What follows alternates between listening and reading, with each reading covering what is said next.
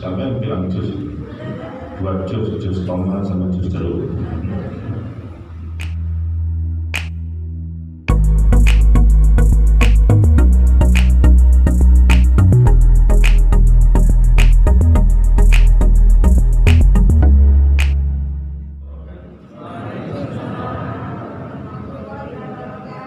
Bismillah, alhamdulillah, wassalatu wassalamu ala rasulillah Sayyidina Muhammad bin Abdillah wa ala alihi wa sahbihi wa mawala amma ba'd. Hadratal muhtaramin wal muhtaramat, para jamaah, para bapak ibu yang dirahmati Allah subhanahu wa ta'ala. Alhamdulillah, puji syukur hanya milik Allah. Salawat serta salam mudah-mudahan tercurahkan kepada junjungan kita Nabi besar Muhammad sallallahu alaihi wasallam. Bapak Ibu, malam ini adalah malam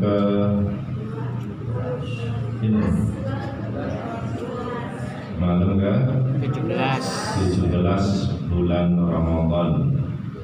Malam 17 ini biasanya diperingati dengan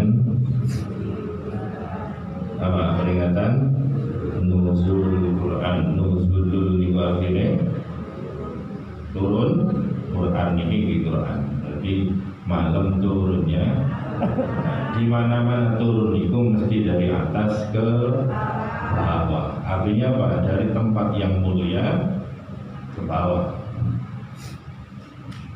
ke yang hina. Al-Quran karena berasal dari Allah yang mulia, mudenang manusia, mudenang bumi, maka disebut dengan turun. Kalau Bapak Ibu sekalian yang dirahmati Allah Subhanahu wa Ta'ala, bulan Ramadan itu dikenal dengan nama Syahrul Quran, bulannya Al-Quran. Maka kita dimotivasi untuk lebih banyak membaca Al-Quran. Imam Malik itu ahli hadis, tapi masuk bulan Ramadan beliau fokus kepada Al-Quran.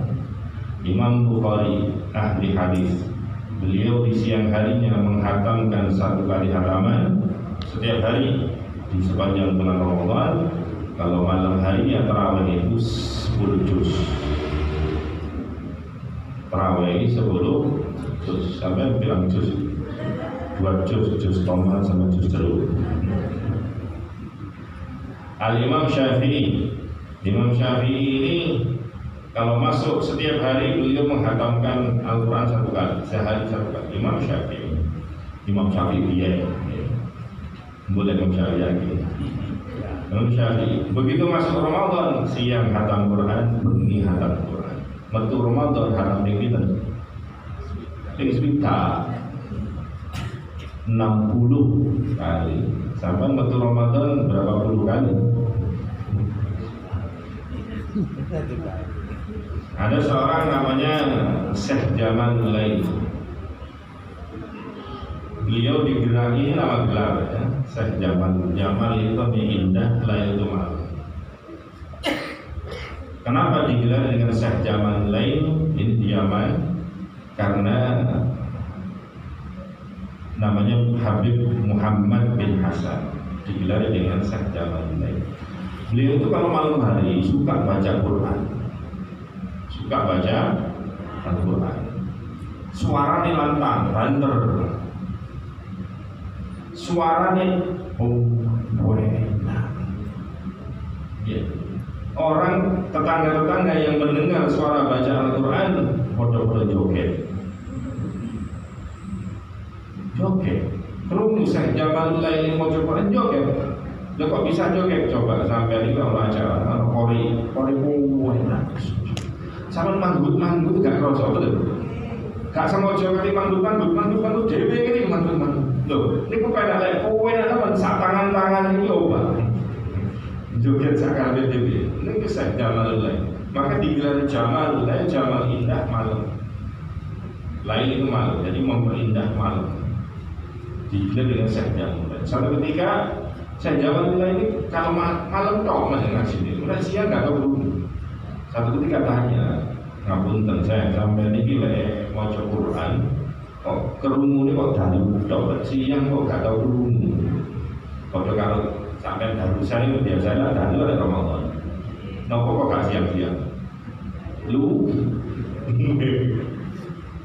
apa ngoten sampean iki kok bengi ta jare Serja Malah ngapunten kula niki boten gara-gara luwe ben siang boten lho napa kula niki lek ngaji Quran tambah suwe niki jenenge napa jenenge cangkem niki rasane tambah adem tambah suwe maca Quran tambah adem tur manis jadi koyo didulang madu sing teko kulkas manis tambah suwe tambah mudhun nang Quran tambah suwe mudhun nang Quran sampai mudhun nang Quran dadi kula niki lek tambah akeh maca Quran tambah waras gak padha karo sampean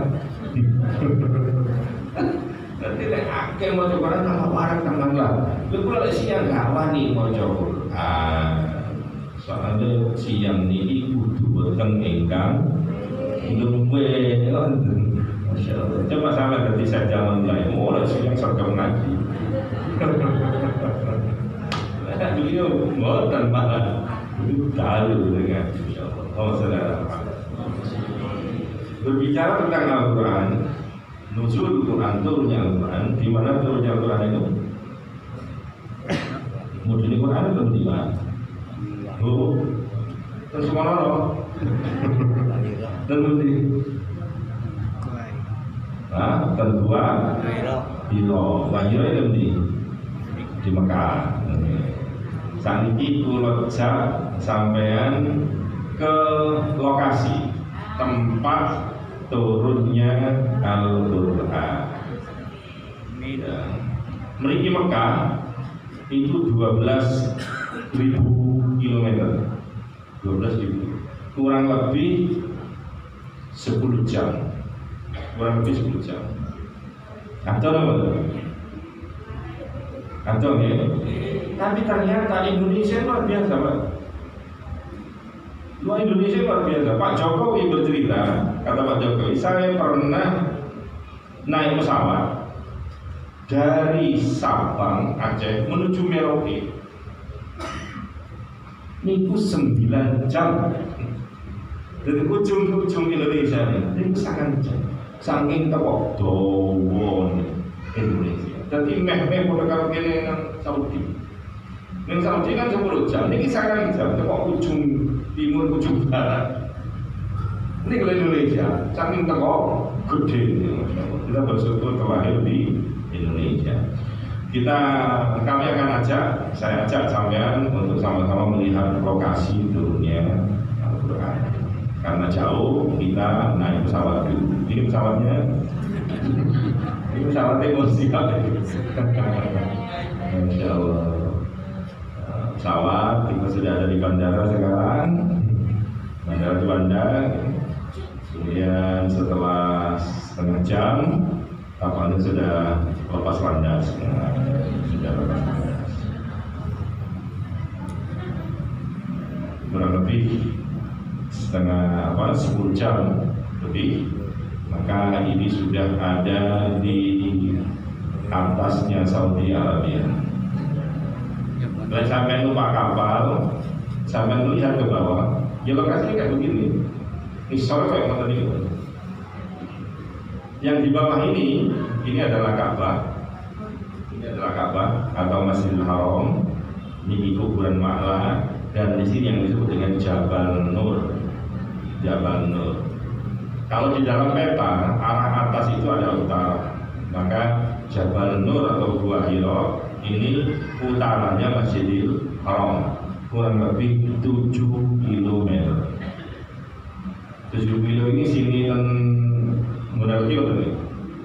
Hitung kilo, kurang lebih seperti itu. Jadi sini ke Gondangki, dari Ka'bah atau dari Haram ke lokasi Jabal Nur. Nih kalau dilihat di GPS seperti ini, 7,8 km, kurang lebih kalau jalan darat 19 menit perjalanan. Nah, ini bisa dilihat di layarnya pesawat kalau terbang kan ada rutenya. Kemudian kita sudah mendarat, sampailah kita setelah 10 jam, 9 jam perjalanan, Buntung mengkabe 9 jam meneng tok tunggu tok mengkabe numpak pesawat. Jadi iso gak usah numpak pesawat, numpak sajadah. Kata sini nih, adalah di numpak enak gitu, gak usah sangat jam. Ini adalah situasi kondisi di seputar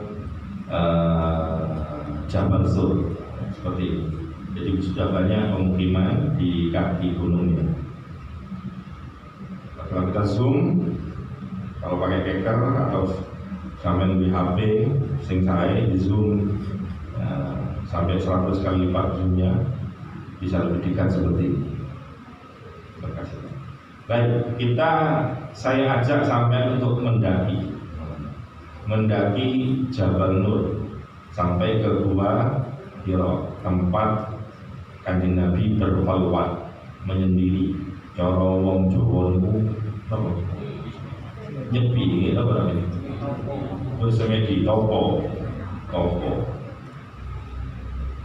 Jadi wong topo itu kan mau di Kanjeng Nabi berkhalwat ya, menyendiri. Ini adalah rutenya. Jadi ini adalah kaki gunungnya di sini. Ini adalah rutenya pendakian. Ini ke atas sampai ke puncaknya. Ini adalah rutenya. Di sini ada putih-putih kecil-kecil, ini adalah orang yang naik. Saya naik di sini. Kelihatan. Nah, ini juga kelihatan ini. Yang mendaki kelihatan kecil-kecil itu, putih-putih kecil-kecil. Ini adalah orang naik. Kalau kuat, lancar 1 jam bisa. Kalau mandek-mandek bisa 2 jam setengah baru nyampe. Kesel loh. Ya, enggak ini kesel dulu. Karena luar biasa ya. Ini adalah pendakiannya terus ke atas. Dan sekarang kita bayangkan bahwa sekarang itu sudah banyak yang dikasih undang-undang. Jadi enggak semuanya ada undang-undangnya, ada tangganya, tapi ada sebagian yang ada undang-undang. Di zaman Kanjeng Nabi belum ada sama sekali. Maka ada orang umrah, kemudian dia naik sampai ke Jabal Sur ini, naik ke Gua Hira. Begitu mudun, dia turun, dia mengatakan kapok. Masalah ada, wes cukup sebisa ini dong, masya Allah. Dulu, padahal jalannya masih terjal, tidak pernah dilewati, Kanjeng Nabi naik turun di situ, dan Kanjeng Nabi tidak pernah mengeluh. Ini jalannya dipenak nih, cukup sekali. Ya Allah. Untuk menuju puncak gunung, seseorang rata-rata memerlukan waktu 1 jam, bahkan lebih dari dasar gunung. Medannya cukup sulit karena tidak ada titian tangga. Para peziarah harus mendaki melewati batu-batu terjal.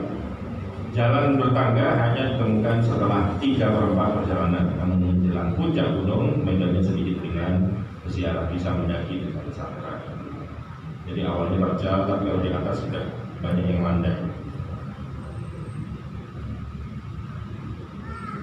Naik terus 1 jam lebih, akhirnya kita sampai di puncak gunung Jabal Nur.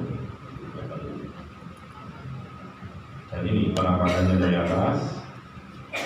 Banyak peziarah di situ, di mulut gua dan di sini. Nah, ini kita lihat. Inilah, di sini ada lubang. Nah, di sini ada kaligrafi yang baru ditulis ini. Di bawahnya ada lubangnya. Di panjang gua tersebut, Gua Hira itu panjangnya 3 meter, lebarnya 1,5 meter, jadi sangat sempit sekali. Jadi kalau untuk orang mencoba sholat di situ cuma muat 2 orang saja. Jadi nggak bisa dibuat pasar rodia di situ. Kecil sekali, namanya gua. Lele ombo jenenge mall, bukan gua. Ya. Ini bercerita pada waktu turunnya Al-Quran. Ya, pada waktu di Gua Hira, malaikat Jibril datang. Kemudian malaikat Jibril ini memerintahkan Nabi, "Iqra, bacalah." Apa jawabannya? Ma'ana biqari, mboten saged. Wacon, mboten saged. Wacon. Sampai 3 kali. Iqra, ma'ana biqari. Sampai 3 kali. Artinya apa? Wong niku kabeh kok awale ra ngerti apa. Kanjeng Nabi dikon maca ya ora iso awale dipelajari sama malaikat Jibril ya.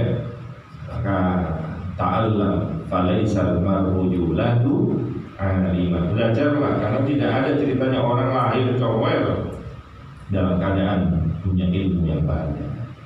Maka kita semua butuh ngaos. Maka jangan lupa setiap hari jangan lewatkan kita untuk ngaos.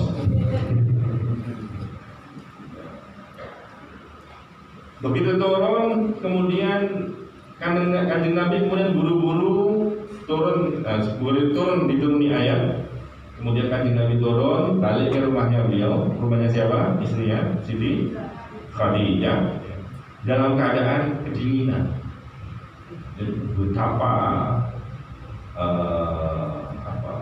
beratnya Al-Quran turun pertama kali. Dan ketakutan, diceritakan kepada Siti Khadijah. Memang itu fungsinya istri. Kalau orang laki-laki punya masalah, dia curhatnya sama istri. Istrinya sendiri, jangan istri tetangganya.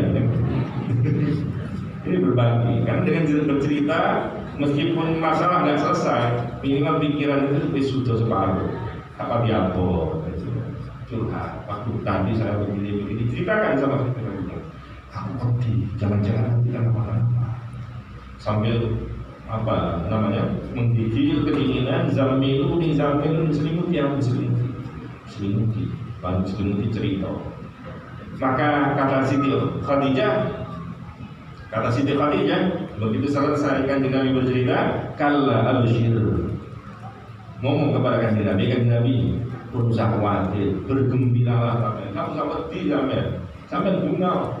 Fa wallahi la yuhzika Allah abada, yakinlah bahwa Allah tidak akan pernah menghinakan panjenengan, tidak akan pernah menyia-nyiakan panjenengan. Wallahi innaka latasirur rahim, demi Allah panjenengan yang sampai sering silaturahmi ya. Kemudian panjenengan ini jujur omongannya, panjenengan ini mampu membawa beban, kemudian panjenengan sering membantu orang lain yang tidak memiliki, kemudian sampai juga sering menyuguhi tamu dan sampai membela kebenaran. Tidak usah khawatir, pasti Allah memberikan pertolongan kepada panjenengan. Saat itu kanjeng Nabi berumur 40 tahun. Ini gunanya punya istri. Istri itu bagian meringankan beban suami.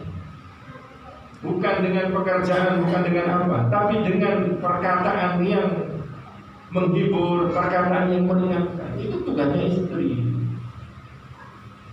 Sing lanang kerja curhat Pak Dik mau dagang, kalau sing tuku bapak belas gitu. Ngono siap-siap tuh sampai kan menjadi kos. Kalau cerita curhat, ente kok tambah diabot. Akhirnya bocor stres. Jadi tugasnya istri ini bagaimana menguatkan suami. Maka dikatakan oleh ahli hikmah itu, di balik suami-suami yang sukses, di belakangnya pasti ada istri yang menguatkan dan mendoakan. Para bapak sekalian yang dirahmati Allah Subhanahu wa taala, Al-Quran itu turun 2 kali, 2 periode. Unzil Al-Quran jumlatan ila sama'i dunya fi lailatul qadar. Saya tanya, Lailatul Qadar itu apa? Lailatul Qadar itu apa sih? Inna anzalnahu fi lailatul qadar. Sesungguhnya kami menurunkan Al-Quran pada malam Lailatul. Jadi Lailatul Qadar itu malam turunnya Al-Quran. Loh, nuzul Quran malam turunnya Al-Quran. Loh, tanggalnya kok beda? Lek nuzul Quran 17 Ramadan, kalau Lailatul Qadar kapan? Liburan 10 hari terakhir, yaitu yang ganjil kan liburan. Quran itu modulnya 2 kali, Pak. 2 fase.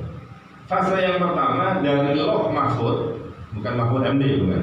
Lauh Mahfud turun ke namanya Sama'id Dunia, langit dunia. Itu turunnya belum 30 juz. Dan turun pertama ini nepai Lailatul Qadar. Baru dari langit dunia itu diturunkan sedikit sampai berapa tahun? 23 tahun.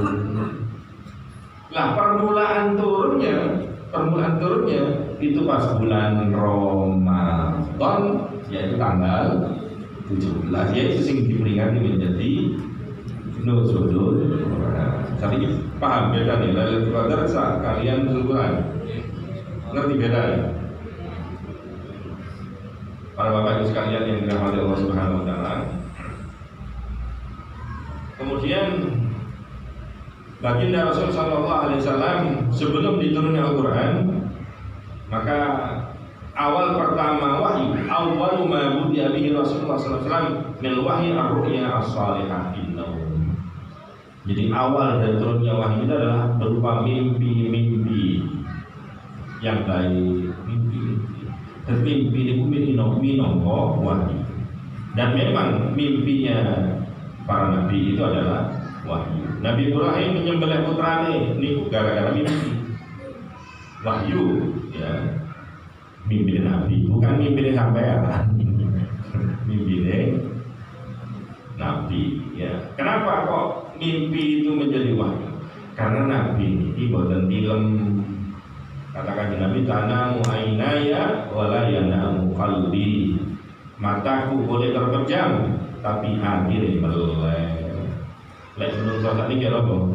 Meripate ojo merem. Melek itu artinya merem. Oh, boleh merem ya, tambah hilang. Terlalu kami lihat dikulmulai dengan Allah Subhanahu wa taala. Ini seorang profesor bahasa di India, dan dia menjadi pendeta besar kaum Brahmana. Dalam satu buku namanya Kalki Autar, petunjuk yang benar. Nabi Muhammad itu adalah sosok yang dinantikan dalam kitab suci Hindu, karena ciri-ciri Kalki Autar sama persis dengan Rasulullah Sallallahu Alaihi Wasallam. Jadi sebetulnya tidak hanya agama Nasrani, agama Yahudi, ya, yang kitab sucinya mensyaratkan kedatangan kanjeng Nabi, bahkan ini kitabnya orang apa itu? Orang Hindu, ya, Weda, ya. Dilahirkan di Jazirah, bapaknya namanya Vishnu Bhagat dan ibunya bernama Sumanek. Itu bahasa Sanskerta. Vishnu itu artinya Allah, Tuhan. Bhagat itu artinya hamba. Berarti kalau digabung adalah Abdullah, kan betul. Abdullah nama ayahnya kan betul. Kata Sumanek dalam bahasa Sanskerta itu adalah amanah atau aminah. Aminah ibundanya. Tuhan akan mengirimnya ke dalam sebuah gua untuk mengajarkan Kalki Autar, petunjuk yang maha agung. Ternyata guanya itu kemudian diketahui adalah gua Hira. Tuhan memberikan seekor kuda yang larinya sangat cepat untuk mengikuti lapis langit. Apa kudanya? Kita kenal dengan Buraq, yaitu dalam peristiwa Isra dan Mi'raj. Dan ternyata di India ini ada provokator. Di India itu ada provokator. Ada seorang pendeta, dia mengatakan bahwa sesungguhnya Ka'bah itu adalah kuilnya orang Hindu yang direbut oleh orang Islam. Kata demikian.